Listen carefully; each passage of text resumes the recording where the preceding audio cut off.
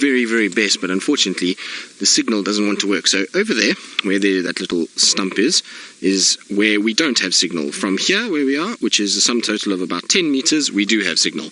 Now Thandi is sitting over here on my right-hand side. Behind all of that nonsense is where she's sitting on a termite mound, and there really is one gap that we can view her from with the vehicle, and it's the place that the gremlins are busy sitting. So at this stage, we're just playing a waiting game with her and waiting for her to move, and hopefully she'll kind of position herself in a way that we can see her. I'm also thinking about all kinds of other ways that I can try and get to her, but it's really proving a bit difficult. I was hoping if I could go back slightly from where I am now, we would maybe get an angle on her, but there's a big stump behind me which I can't go behind, so I'm really sort of limited to this section that we're in. I've tried to go in here on my right-hand side, this little hole over here, but as far as I can get is that tree, and there's then no view of Thandi through there at all. So she's really in a very difficult spot at this stage, and I think Rusty would even struggle with the sort of signal in this area. Now, James, you say it's so nice to see your favorite leopardess, even if it was for a split second. Well, James, don't fear. We definitely will see her for a little bit longer than what we saw her just now. I will find a way. If there is a will, as they say, there is a way, and we will find somehow to be able to get to where she is and be able to see her a little bit better. So I'm going to try and work out a plan here somehow to be able to get to a situation that we can at least have some sort of view of her, even if it's an obscured one. If we can just see where she is, and you don't have to look at me all the time, but you can look at the beautiful Thandi. She is looking fantastic, and I'm surprised at how much distance this leopard can cover. She was seen yesterday in Torchwood, or actually, in fact, she was seen near Cheetah Plains yesterday morning, and then all the way back up here into Djuma. Still no sign of Tumba that I can see anywhere here, and there's no tracks for him. It was just tracks for Thandi. She actually walked on top of our vehicle tracks this afternoon and then came and lay up on the mound itself. So it would have been nice if she just lay on the northern side of the mound, because it would have meant we could have seen her. But at this stage, no chance that I can sort of see. I'm going to try and reposition just now and go round the mound onto the bottom side and see if maybe, just maybe, we pick up reception there, but I'm not hopeful. Once we drop further down into this little drainage section, it becomes difficult. I know that we've tried many times before with this particular area with Thandi in both Rusty and Wendy, and neither of them are able to get coverage down in this dip. It's very thick and densely foliated, which means that the little repeater that we've got, repeater station, and the little antenna we've got can't really see one another, and that's why we have a bit of an issue. Now, Dave, you say no sign of Tumba. Unfortunately not, Dave. There isn't any sign of him at all that I can see. You never know, he might be lying here. You can see this is not exactly a open area, but at the end of the day, no sign that we can see. No footprints for him that would indicate that he's here somewhere. You never know, though. He might be hiding in some of these thickets, and we'll see him at another stage. But the other vehicle has just gone where I thought I was going to go and park, but I don't think they can see much of that leopard either. You know what, Craig? Let's try one more time, just to move slightly. Now, Megan, I do apologize if it does break up a little bit. Just bear with me. I'm not going to go too far forward. So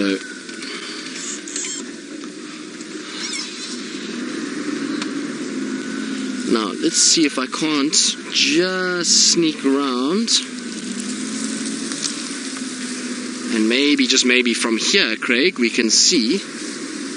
Can you see there, Craig? It's going to be obscured, but we might be able to get a little sort of view straight through there. If I go forward, maybe she's just there. So difficult to see her. I can see her from where I am, Craig. I'm going to go forward a little bit for you. Maybe a bit back. A little bit back. Just watch, Craig. How's that? Can you see her now? Alright guys, that's about as far as I can go, but at least we can see her, and we are able to actually get some sort of view on some spots. There we go. Hello Thandi. How are you, my girl? So that is Thandi for sure, definitely, with that sort of pinkish nose, and then those bars that run across her left eye, which James used to ID her the other day when she was with Shongile and Vula, and she's looking as beautiful as ever. And hopefully we'll start to see her yawning a little bit, and that will mean that she's going to get up and move. I might be able to actually go back slightly more so we can actually see her face. Just give me 2 more seconds. There we go. Alright. Now I've put Craig unfortunately into a bush willow, but at least now you've got a fairly clear visual of her face, and I believe a lot of you are very happy to celebrate Feline Friday with the most beautiful, well, in my opinion, the most beautiful leopard that we see out here. She's fantastic. I love little Thandi. She might be small, but she packs a serious punch, and she's a very, very pretty leopard. Seems a very tired leopard too. You can see the eyes are closing from time to time, and she's starting to rest. But isn't that the perfect place for a leopard? Look at that camouflage, and you'll see when she drops her head down, she becomes almost invisible. If it's not for that little white tail flicking up from time to time, that's the only reason that we're actually seeing her, is because that little white tail flicks, and then that's how we're able to find her. Yes, we're talking about you. Hello, girl. Isn't that the most piercing stare? She definitely has a look about her that can strike fear into most people's eyes, and I've seen Thandi actually be very aggressive with a number of different trackers in the time, and she's one of those that some of the trackers are quite scared to track, because she often does show teeth and come flying out of bush towards you, particularly when she's got cubs around. So you have to always be a little bit respectful of Thandi and Shadow.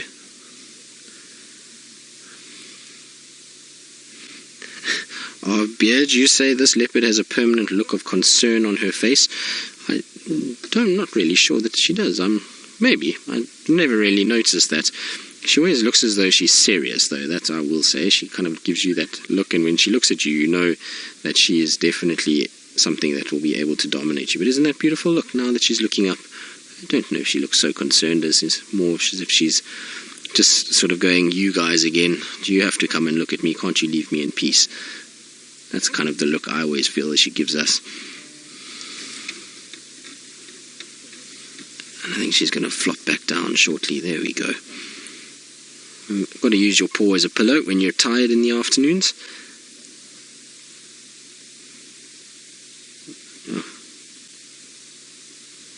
So I believe a lot of you are commenting on just how pretty she is, and like I say, she is, for me, one of the prettiest females that we see out here. Now you can see what I was talking about in terms of camouflage. I mean, that's quite zoomed in. From where I'm sitting, it is really very difficult to see her, and if you drove past her, the chances of you seeing that are almost zero. It is perfect camouflage, and the way that those spots just help melt that sort of body into that mound is quite phenomenal, and particularly in areas like this where you get this spotted pattern or this dappled light, that spotted pattern really blends in very well. So super good camouflage, and it's why they utilize areas like this. And Thandi, for some reason, absolutely loves this area. She seems to be completely fond of this particular drainage section. She seems to really want to spend a lot of time here, and most of the times that she's come to Djuma, that's where she's been. So there you go, spot the leopard. That's for those of you who like screenshots. If you can take a screenshot of that and try and show people and ask them to spot what animals in there, I guarantee most people won't be able to see that leopard. Looks like just one of the branches. If you look at the branch lowest in the screen there, you'll see it kind of has the same similar highlights as to what she does lying on the mound. Pretty incredible. You'll get the odd ear flick from time to time. Also, what you can see is, look at the size of her paws. That front paw, massive in comparison to the back paws. Leopards, it's a lot more noticeable than what you'll see with lions. Lions tend to have, big front paws, but their back paws also tend to be quite bulky. But leopards really always look like their front paws are almost double the size than their back paws. And remember, she doesn't have the biggest feet out of all of the leopards that we see here. She's actually got quite a small track, much like what we see with Shadow and even little Shongile. It seems to be a trait of Karula's daughters, as most of them are quite small feet, and yet they all pack a serious punch. And I was saying earlier that Thandi is one of those females that I've seen bring down animals way bigger than what she is. We've seen her hunt fully grown female kudu, fully grown female waterbuck. Now both of those animals weigh probably, I would say, 6-7 times what she weighs, yet she's able to bring them down and wrestle them down. The problem is with her, she often targets these big animals and unfortunately loses them, because any time you're going after something the size of a kudu and you're that size, there's no way she can take it up into a tree, and so you get a situation where she has to forfeit it to hyenas inevitably. But it doesn't stop her from trying. She definitely is not scared of going after a larger prey source if the opportunity presents itself. And I wonder if we've seen now her kind of leaving Tumba behind now, because it's very seldom we see them together. And it seems like, the last time we saw Tumba, the last few times we've seen Tumba, he's been on his own. So I wonder if she's starting just to break that process up now in the event that he's going to start slowly but surely pushing away from her. Now, Carly from Costa Rica, you asking, is her fur as soft as it looks?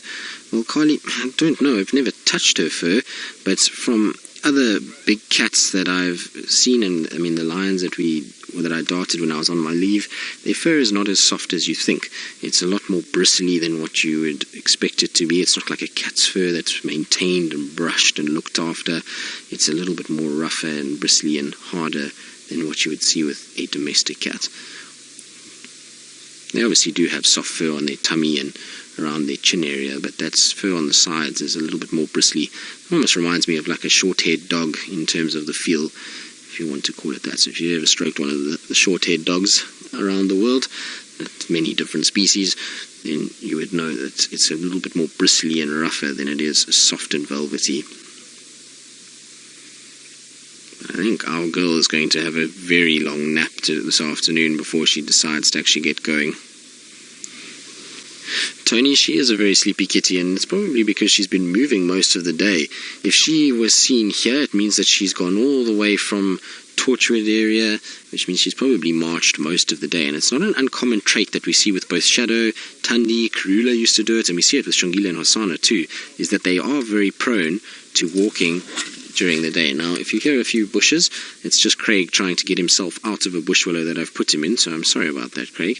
But they like to walk a lot, and then this time of the day they'll rest and they wait for that sun just to get down a little bit lower. Remember, most leopards are crepuscular, which means that they're active more at dawn and dusk, and they will spend a lot of the time resting in between that. And so that sort of half an hour before the sun sets and then going into the time after the sun sets is when a leopard is very active, and then again just before sunrise they start to move around a lot. They actually reckon that leopards, and the studies that they've done, sleep a lot during the middle periods of the night. They actually don't move around much, except for Tingana, who seems to just never stop moving. He's always walking around. You'll find that most leopards actually are quite rested during the middle parts of the evening, unless there's an opportunity to hunt. You know, there's often times when they'll stumble upon impalas, or impalas will stumble across them and they'll then have a go. But for the most part, their peak activity is just after sunset and just before sunrise, and that's why they got the crepuscular name.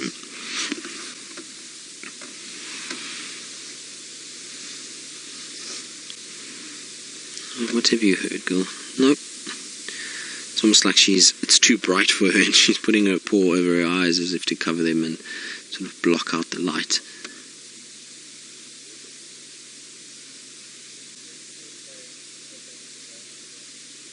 But she is so pretty.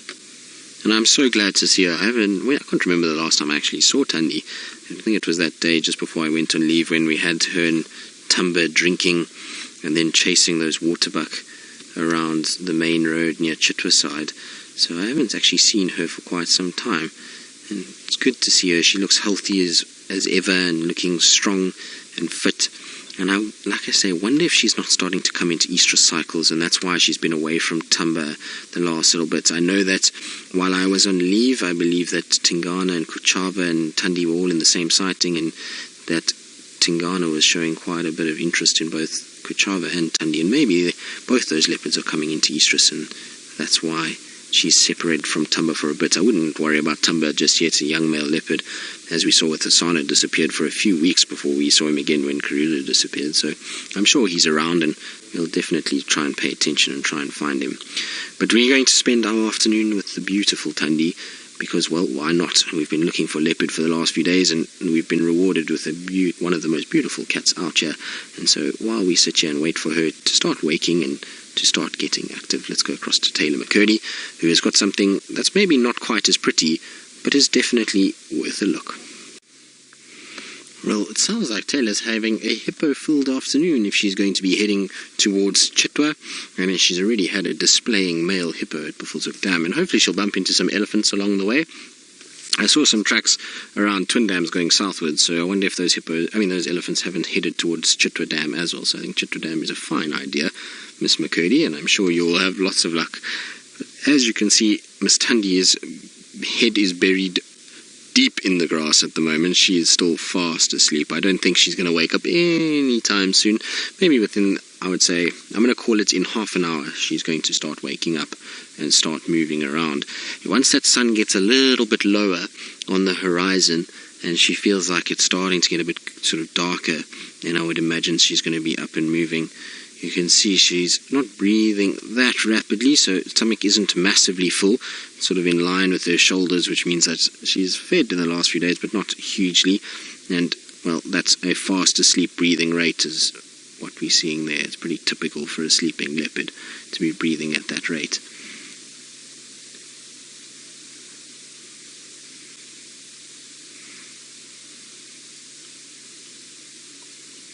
So Sharon, you're asking, are leopards the best prey stalkers? I don't know if we can sort of quantify it. I think individually there's also big differences between leopards. I've seen, Salahesh and Karula were both very, very good at stalking and being able to catch prey at regular intervals. Salahesh probably one of the best, as well as a female called Scotia down in the south. I remember seeing both those leopards with multiple kills many times. So leopards are very effective at what they do, but remember that their success rate is not very high. They only probably kill about 30 to 40% of what they actually chase. So they miss a lot of the times, much like what lions do, as do cheetah. And you'll find the wild dogs, for a long time, were believed to be the best in terms of hunting. So you'll read a lot about wild dogs having a 70% success rate. But actually, wild dogs have a worse success rate than what you see from a lion or a leopard, because with wild dogs, everybody always looks at a hunting session as opposed to a hunt. Now, when I talk about that, I mean that the wild dogs will sometimes, in a hunting session, which remember, wild dogs chase after lots of different animals, in their hunting session, they will go after maybe 5 or 6 impalas, but only catch one. So their success rate is then only 1 out of 6, whereas you'll find leopard or lions, when they hunt, they'll try go after one individual, hunt it, and then if they either miss or are successful, it depends on that. So the thing with wild dogs and lion and leopard is that the dogs just target so many more than what the lions and the leopards do. But in terms of the best stalker, it's difficult to say. You probably find there are other predators out here that we're not thinking about, like serval, caracal, wildcats, that might be a little bit better. It also depends on the prey items that they're targeting.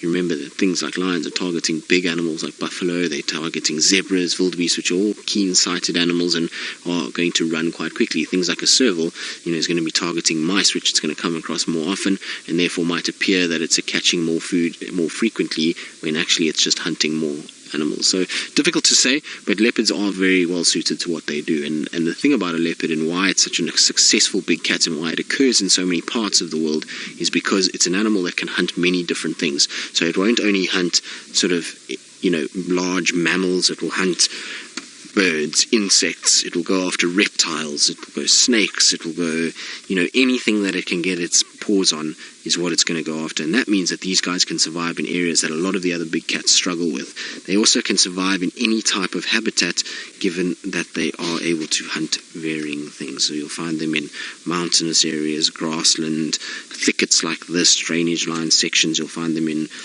forests. You'll even find them in the urban environments. In India, you see them a lot in around Mumbai. Here in South Africa, they've been seen before in Johannesburg, and there's even been ones that have been seen down in the Cape, along the coast there in Cape Town, and also along the sort of coastal garden route section in some of the towns there. So they're very, very, very good at finding what they need to find in any environment and making any environment sort of suit themselves and be able to then survive in them. So it's a very efficient animal.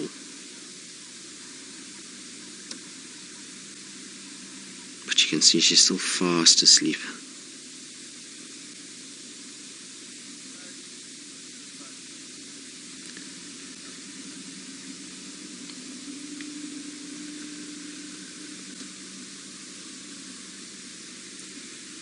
Mischief, you say leopards are not very good at hide and seek and that they're always getting spotted. Well, Mischief, I can tell you right now that the leopard is probably one of the best at hide and seek. We here in the Sabi Sands are just very spoilt. We have a situation where a lot of our leopards are very habituated, which means that they've gotten used to vehicles, they've gotten used to people walking around, trying to track them down, and that means that they don't really run away from us when they hear the car coming. You go into some areas where leopards are a bit more shy of things, and I can guarantee you will hardly ever see them. In fact, the leopards around the Cape Town and those areas, there's people that are studying them, and I know a guy that was studying them for 3-4 years and had never seen one. All he had ever seen was camera trap footage of them and had never actually seen them themselves. So while here in the Sabi Sands we're fortunate in that the leopards are used to us, and that's because we spend a lot of time with them when they are still very small and tiny cubs, and they then get used to the vehicles. But remember also, we spend a lot of time tracking these animals without success. In fact, in the last 5 drives we've had tracks for leopard and we haven't found them, which then just goes to show that they're around, but we're still not able to actually find them all the time. So they are very good at hide and seek, much better than what we would be, that's for sure. If it was the role was reversed, I reckon leopards would find us 100% of the time, whereas with them we probably only find them in terms of a tracking exercise, and when we actually find their footprints, it's probably less than, I would say, 40% that we actually find them, maybe even less. It would be interesting to know how many times we follow leopard tracks and how many times we're actually successful.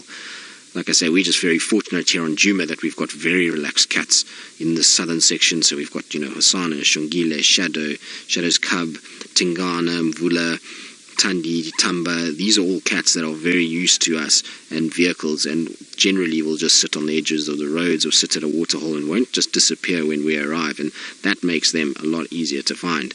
But make no mistake, they are not the easiest. In fact, this cat right here, we drove past her earlier. She must have been sitting somewhere close by, and we drove past, and when we came back around, her tracks were on top of our vehicle tracks, and that's how we know that she was here.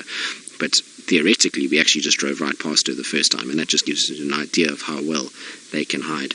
And let me tell you, if you drove now along the road and you weren't paying attention, you would drive past that cat in 2 seconds. We've got the camera zoomed right in on it at the moment with its sort of camouflage, but Craig just now, you saw he went out, and it was very difficult to actually spot any sign of that cat from a long distance away. So they do camouflage very well.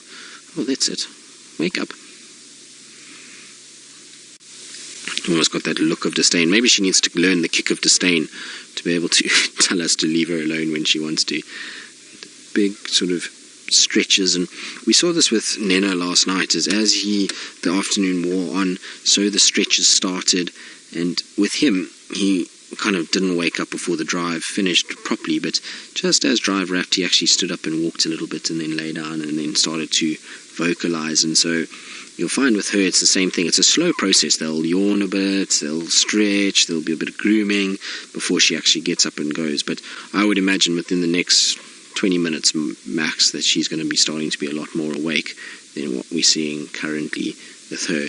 And what we really need is some sort of prey animal to walk by, so a duiker or a steenbok or nyala, bushbuck, those kind of animals. If they drift somewhere through here close by enough to make a noise, you'll find her bolting upright and getting ready to try and then start stalking. She's not full enough to ignore anything. There's no carcass that we can see in any of these trees around here, and at the end of the day she's been fairly mobile today. She's come from the Torchwood side because the guys that spotted, and I'm sure this is the cat that they spotted, has come from that road where they said they spotted her, and she's walked all the way down to this side. So I think she is looking. She might be looking for timber, or she might be looking for food, and so hopefully either one of them arrives on the scene, and that should definitely then wake her up. And it would be better for us if she does wake up, for sure, because right now we're very limited in what we can do, and like I say, that's pretty much the only view we've got of her.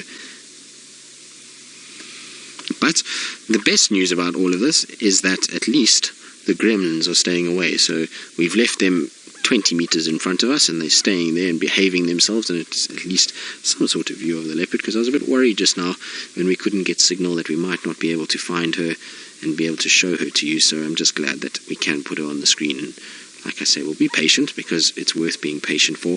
And while we're patient, Miss McCurdy is on her way to Chitwa Dam, and I really hope that there's lots of ellies and hippos and vlad and birds, and it will be a peaceful, beautiful afternoon at Chitwa Dam.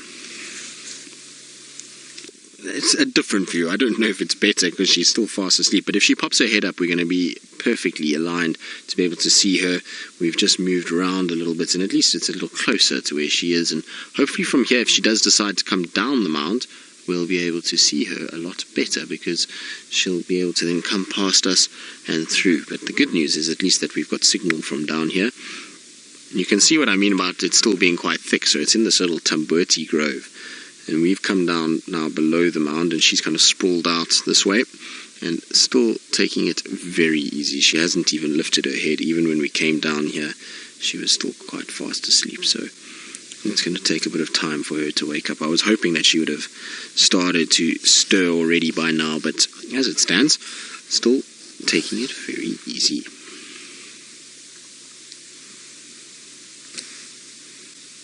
Look how the ear still works. So even though she's fast asleep, she's still aware of her environment.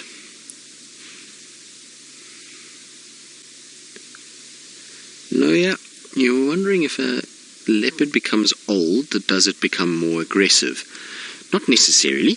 So, I mean, in the Sabi Sands, many of the leopards here get very old. In fact, Karula's mother and Thandi's grandmother was a leopard that went past 19 years old, which if you read books is unheard of, really. And she was in no way aggressive when she was older. The problem with older leopards is, and where they get themselves into trouble, is that their claws start to wear down, their teeth start to wear down, and hunting becomes difficult. They slow down a little bit, much like us as people. The older we get, the slower we start to become. And the same thing applies for them, and they start to really battle to find food.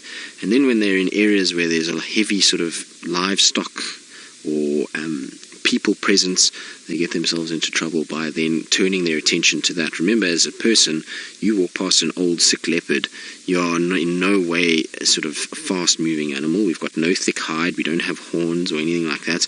And so an animal that's desperate might take that opportunity and try and sort of come after you and see if it can actually kill you and eat you. So that's where they get themselves into trouble, or they go into a pen with sheep or goats or cows or chickens, and they go and feed off those, and then people get upset with them. So it's not necessarily that they get more aggressive, it's just that they get more desperate because they're struggling to find the same amount of food as they would have found when they were a little bit younger. Thandi, though, she's still in her prime. She's starting to get onto the older side of life. She's now, I think, about 11 years old, if I'm not mistaken, 10 or 11, somewhere there. And she's getting onto the older side. We know that Karula, when she disappeared, was just over 13 years old. And so, Thandi's still got a bit of time left in her, and hopefully she'll be able to last quite a lot longer and be like her grandmother and live to at least the sort of 16, 17s that a lot of the females in the Sabi Sands do sort of get to. But Safari was quite an amazing leopard, which is her grandmother. Not only did she live past 19, but she did that for the last sort of 6 years without one of her eyes. So she had one eye that was badly damaged and swollen and full of blood, and so she really battled to be able to see out of it. Well, she wouldn't have been able to see anything out of it, but she was so successful. I remember the first time I came into this northern section, the first leopard I saw was actually Mafufanyan, and the second one was Safari, and she was the first leopard that I saw up in a tree in this area, and she was sitting high in this marula tree with a massive male impala that she had killed with one eye, and already at that stage she was about sort of just before 18 years old, so she was quite old already, and to bring down a fully grown male impala at that age is really quite something. So she was a very special cat, and a cat that saved our bacon a lot of the time by being out and about quite a lot. She used to use the vehicles to hunt, so every time you'd come past and she was near, she would actually come trotting towards the road and then walk in the road, particularly at night when you had your spotlight out, because she knew that was the best time to start hunting. So a little naughty on that regard, but she was really a great leopard and had such a nice relaxed demeanor, much like her daughter and then her granddaughters after that. So very special cat. And the other cat that I managed to see in this area that was very, very old was Tavangumi. Now Tavangumi was a leopard that spent her time around sort of Singita, Sand River, and the Tavangumi little koppies, which is a small stony outcrop, basically a rocky outcrop, and she, I believe, went over 20. So those are both very old leopards, which is pretty amazing. And even if you read books, you'll see that most cats or leopards seldom reach 20, even in a zoo environment. So to reach that in the wild is absolutely phenomenal. Now, Thandi is slowly starting to kind of bite at flies and seems like she's getting a little bit more restless, but we'll stay with her and carry on and hope that she does start to get moving and starts to sort of show us what she can do. And while we do that, I believe Taylor is still driving around, and it must be beautiful from wherever she is on Chitwa, because the sun will be a lot easier to see than when we are in this deep drainage line. About all of 2 seconds, and then she closed her eye again. She did a little roll for us, and it was very cool. She was kind of staring at us over her shoulder, and then she plopped back down promptly and got her legs back into a nice comfy position, and now she's having a really good rest. But there is another vehicle that's approached, and that's maybe why she just opened her eyes and has just decided to kind of wake up a little bit. Look at that, see the ear still twitching. I'm sure she's going to get going soon. I don't think she's going to be down for too much longer. It's that time of the day that leopards love to be moving around. It's, as Sebastian always tells me, it's leopard time when you get to this time of the day, as the sun starts kind of reaching the horizon. And it sounds like Taylor's had a magic sighting of the Ellie swimming, and I'm super glad for her that she has managed to get that. See, she's just watching what's going on. It's amazing how she just takes it all in her stride. You'd think that this noise, as a predator that likes to be hidden and doesn't really like to be seen, would be far more alert and far more sort of worried about all these trees and branches breaking, but I suppose she's seen it for all of her life, and that's why she's not too fazed at all.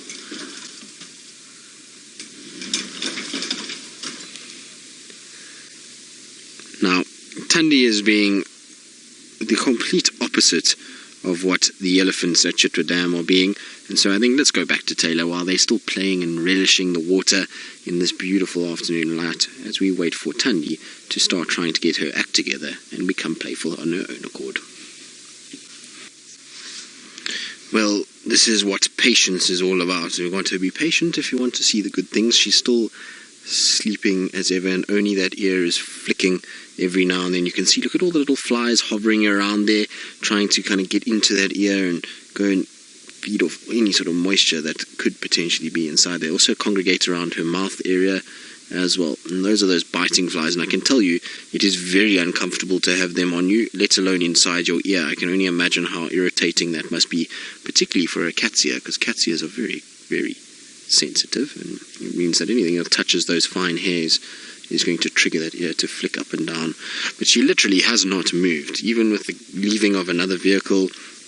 Has decided that she is still very sleepy, and it means she must have had a long day and night that she's still resting at this time, because it's now starting to get quite dark, and I would have expected her to at least be head up by now and kind of focusing on what's going on. Her stomach is not nearly big enough to be able to sort of suggest that she's actually eaten something. It seems as though there's a little bulge there, but nothing majorly big, and so I don't think she's digesting a meal, which is what would generally lead to a leopard sleeping as much as this. But I don't know, maybe she's just had a long night. I have a funny feeling there might be 1 or 2 staff members that look like that tomorrow morning. Craig, is that how you sleep? No, not really. Oh, you hang upside down, I forgot, sorry.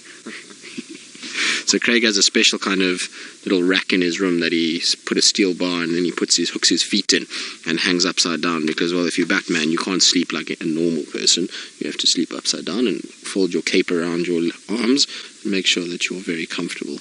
I'm just kidding, of course. Craig is normal like the rest of us and has a bed. But it would be funny if you didn't, Craig. I would laugh if I walked into your room and that's how you were sleeping.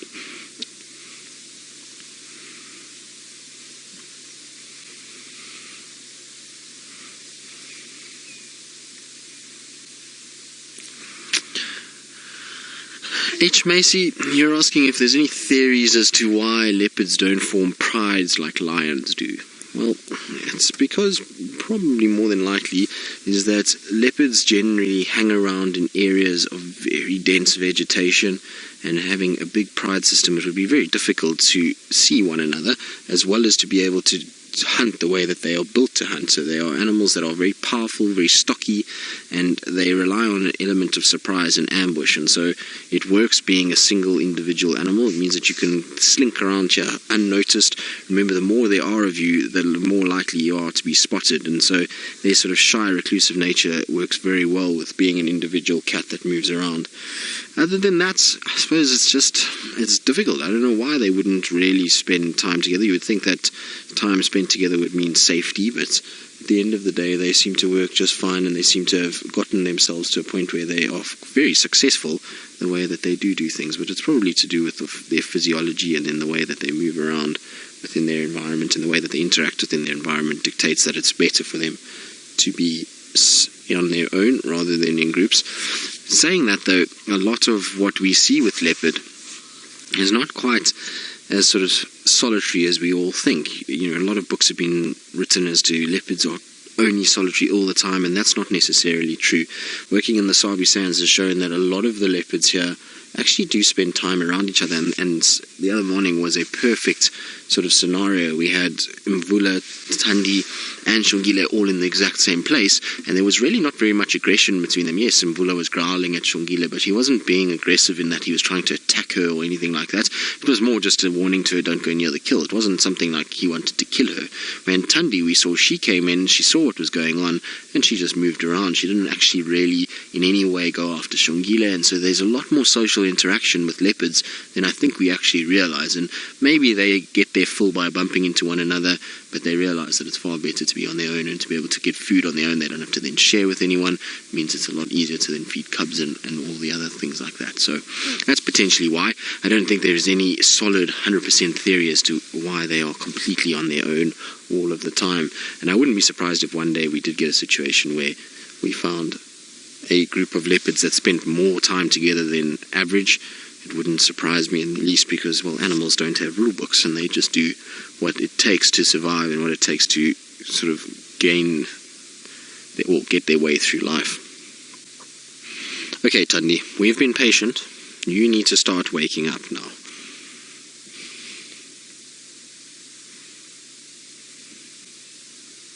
So, Claren, you're asking how many leopards we usually see in Djuma. Now, Claren, it depends on the time. At the moment, I'll go through who we do see at the moment. We have Thandi, obviously, who we're seeing now, and Tamba, which is her son. Then we have Shadow and the cub, so that's 4. We then have Hosana, Shongile, 6. Tingana, 7, Mvula, 8. Inchila was seen the other day, so we can call her 9. And that's really about it on Djuma itself. If we start shifting to Chitwa, there's Kuchava is there. There's a possibility of Quarantine, which is now 11. Who else hangs around that side? That's probably only possibilities for Chitwa. When we used to be on Cheetah Plains and Arathusa, there was then a much bigger sort of variety. We could have gone to Salahesh, we could have gone Tiani, Anderson, Ingrid Dam, young female Ingrid Dam herself. Then there would have been Inkanyeni, Vatumi. So there would have been a lot broader sort of amount of leopards with Cheetah Plains and Arathusa back in the day. But now on Djuma, we still have 9 just on Djuma alone, which is a very high density for an area that's only about 900 hectares. It means that you've got basically a leopard per 100 hectares, which is pretty crazy when you think about it. So there are a number of leopards here. We're very fortunate. The problem with it is that at the moment, because Kruger used to be so dominant in this area, she forged a territory pretty much the whole of Djuma, and that's left a big vacuum. And it means that Thandi, Shadow are all on the edges of their territory when they come into Djuma, so they're not spending vast quantities of time here all the time. A lot of the time it's in like this for the day and then out again. And so until one of them pushes in properly and we get a core territory in this area, it is going to be a little bit up and down with our leopard sightings over the next little bit. But it will stabilize. We're already seeing Thandi and Shadow both pushing in a lot further. I mean, they've come up right up towards Vuyatela Camp, which I don't think they've done in the last few years. And certainly when I was at Chitwa, it was unheard of Thandi coming up this way towards where Karula was. So they're already starting to come in. We know Shongile is around as well, so hopefully she'll forge a territory within this section. Inchila up on the northern section up there, she's also around. So, you know, we've got lots of females in this area that will eventually form part of it, and hopefully, you know, Thandi and Shadow take up big chunks of it, and we then become fairly constant leopards. And if we look at the sightings of Thandi since Karula's disappearance, it's exponentially increased to many. I know that Taylor, Ali had gone a long time without seeing Thandi in this area, and only in the last sort of month she started to come up here, and we're seeing quite a lot of sightings of her. In fact, I mean, I've seen Thandi pretty much every week over the last, I would say, sort of 6 weeks, and most of those sightings have actually been here on Djuma and not on Chitwa, where she used to be. She does still spend quite a bit of time on Torchwood, and I wonder if maybe Kuchava is now staking a claim around Cheetah Plains, bottom side, southern side of Chitwa, and that's why Thandi, now that there's no pressure up here, is pushing further north and leaving that space for her previous daughter, and then coming up into this area. It would be an interesting sort of take on how things are going. Also could be with the pressure of quarantine coming in from the east, and knowing that Tingana is hanging around in this section, bringing Tumba back up into this means that he's quite secure right in the depths of this area, and it is very unlikely that any other male leopard is going to get in here. We know Willa is pushed a little bit from the north, but you know, at the end of the day, I think Tumba would be fairly safe here. Well, she looks quite contrasty with her black spots in her light coat, but is still a sleepy, contrasty cat. So hopefully things will change. Very surprised that we haven't even seen her lift her head. She's fast asleep still. And it's interesting, you know, generally with the leopards, you find that they move around a lot more than this. It's not exactly been a hot day. It's cooled down massively right now, as Taylor was alluding to. So, you know, it's a time that I would have thought she would have gotten going and started to move, but she's not interested at all. There has been no movement of her head. There has been no sort of lifting up and even trying to start grooming or yawning or anything like that that would indicate that she is potentially even thinking of trying to start moving somewhere. So I'm a bit surprised by all of that, and I'm pretty sure it's going to be a similar situation as last night. We were super patient with Nena, and now with Thandi too, and both of them have just slept the afternoon away until the evening comes in, and it's probably going to be the same situation as we're going to end the show, and they'll then stand up and move, which will be a little on the frustrating side, but hopefully that won't be the case. We've still got some time, so I'm expecting her at least just to give us some sort of view of her face, because right now she's just really a bunch of spots in the long grass and is not even moving. It's getting to that time of day where it's getting very dark, and this IR is amazing. So Adele and Natalie, an impala kill would last Thandi probably, I would say, if it's by herself. Depends on the size of the impala, if it's a male or a female or a yearling. I would imagine a big adult male impala, Thandi by herself, probably about 3 days, would last her. Maybe a little bit more, she might push into 4 days, but generally about 3 days for an adult female to finish an adult male impala. If with Tumba, probably 2, I would imagine, because he's getting quite big now. He would finish quite a bit on his own, maybe even just a night. But there you go. You want to see camouflage? How's that? You can try spot that at night, and you can see just why leopards are crepuscular and why they move around at this time. This dark twilight is just perfect for a leopard to blend. If you drove past there, you would have no idea that a leopard is lying there. The only giveaway is a little white tip to the tail that I can see from here. It's difficult to see it with the infrared, but there's that little white tip, and that is the only contrasting sort of factor that I can pick up from where I'm sitting. Exquisite Bliss, you say she looks like a chessboard. Well, yes, I suppose she does, actually.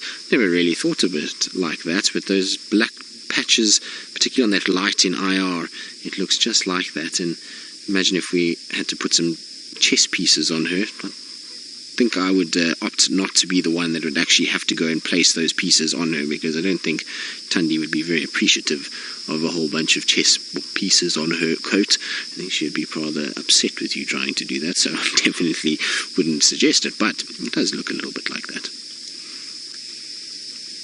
Now there's another vehicle that's been with us the whole afternoon, and they've been so patient, and I really hope that they actually get up. They're friends of ours that Taylor and I know quite well, and one of them is actually the vet, the state vet that I was with for my leave to do the wild dogs and the lions. So he's here visiting, and he's definitely going to come and enjoy our party with us tonight. And so it's nice to see them, and I hope for them that they don't get to spend as much time out in the bush as we do.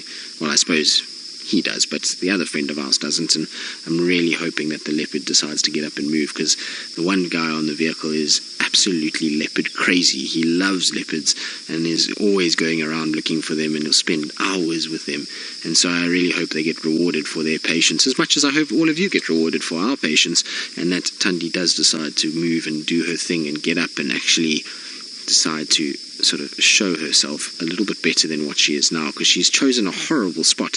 This termite mound that she's on actually would have been very pleasant had she sat on the top. You can see there's the top of the mound just to the left, and look how nice and open it is on the northern and sort of western side of that mound. It would have been fantastic views of her, but she has positioned herself absolutely perfectly where she is. But the reason why she lay there is because of the angle of the sun. Had it been in the morning, you probably would have found she would have been on the other side, but the sun was coming from exactly where that mound is protecting her, and so she was able to lie in the shade without having to worry too much.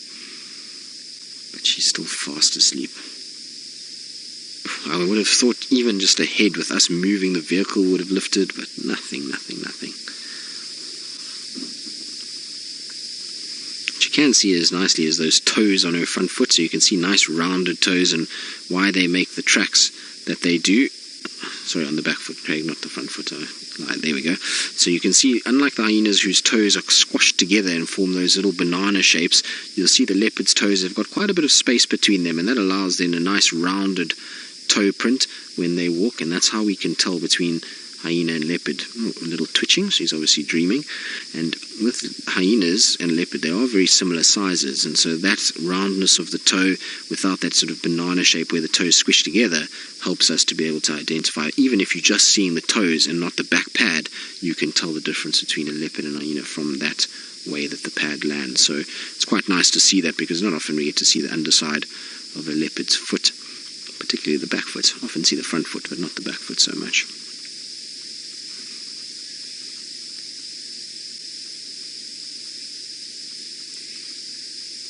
Samantha, you're asking why cats are afraid of hyenas.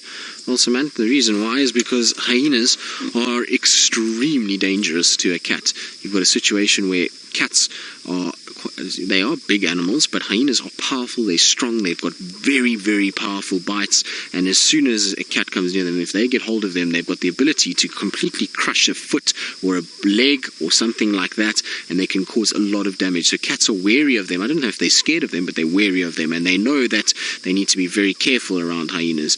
So you'll find that I've seen male leopards, male lions, they are very aggressive towards hyenas and will chase them off. But the reason why they don't like them is because they, one, are a danger to them, and two, they are obviously an animal that steals food from them. So they know that that animal being around them is not only dangerous, but it's also a likelihood of their food being stolen. And so they're then very aggressive towards them. But a hyena is not an animal you play around with, and with lots of them together, being a social animal, if you get 10 or 12 hyenas around, doesn't matter how big a leopard you are, you're not going to be able to fight those off. The combined power of that grouping is going to be far too much for you to handle, and you're going to then get very badly hurt if you try and sort of stand your ground, and that's when they'll go up into the trees and try to get away. And right now, a hyena would probably be a good thing, because Thandi would actually then decide to maybe wake up. You can see she's just completely hidden now. Now that it's gotten to that time of the day, and without the IR light, you'll see the light will take effect shortly, and there we go. And so now you can actually see the spots, but otherwise impossible.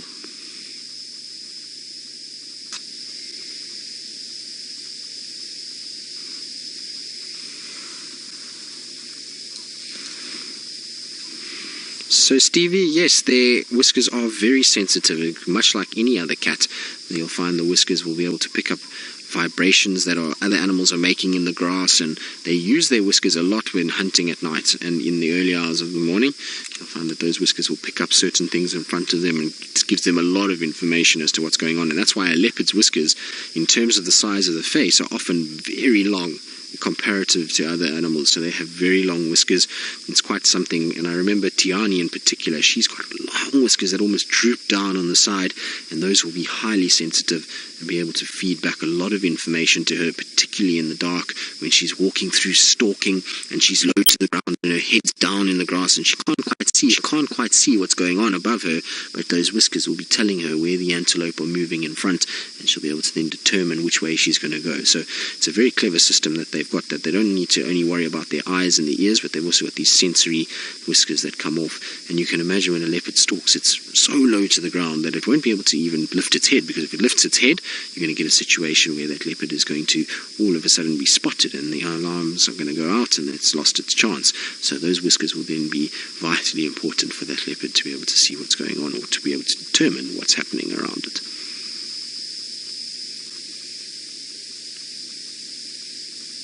My girl, you have been very sleepy this afternoon.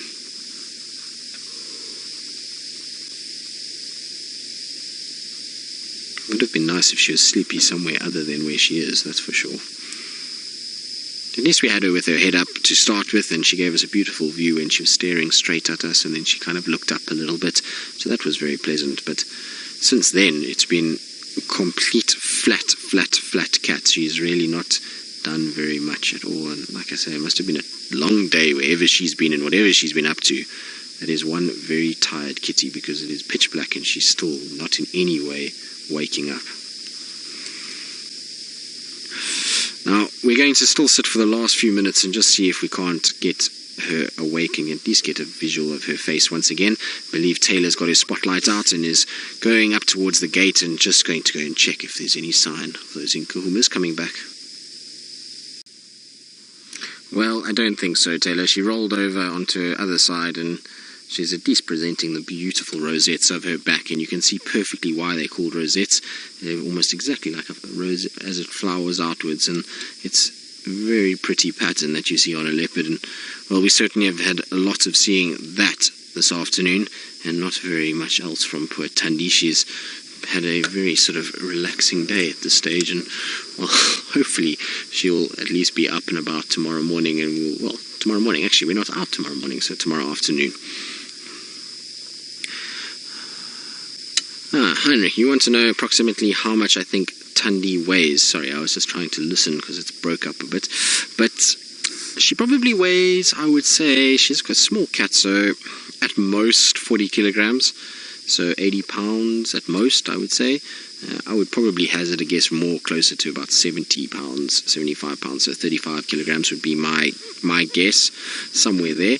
I don't think she weighs much more than that. Somebody like Kruger, probably a little bit closer to 80, 85 pounds, and Salaesh, who's a big girl, and Tiani, who's going to be a very big girl, probably push 90, maybe 100 pounds at their weight. So a big adult female would be 100, 110 would be extreme, I would imagine, but most of them will be between the sort of 70, 90 bracket, with Thandi being at the sort of lower end. Little Shongile, if you're interested, she's much smaller than Thandi or Shadow at this stage, and I would imagine she's probably no more than 60 pounds. I think she's probably about a 30 kilogram cat at this stage. She's still quite small, and that would be about the size of the cats down in the Cape area that we were referring to earlier.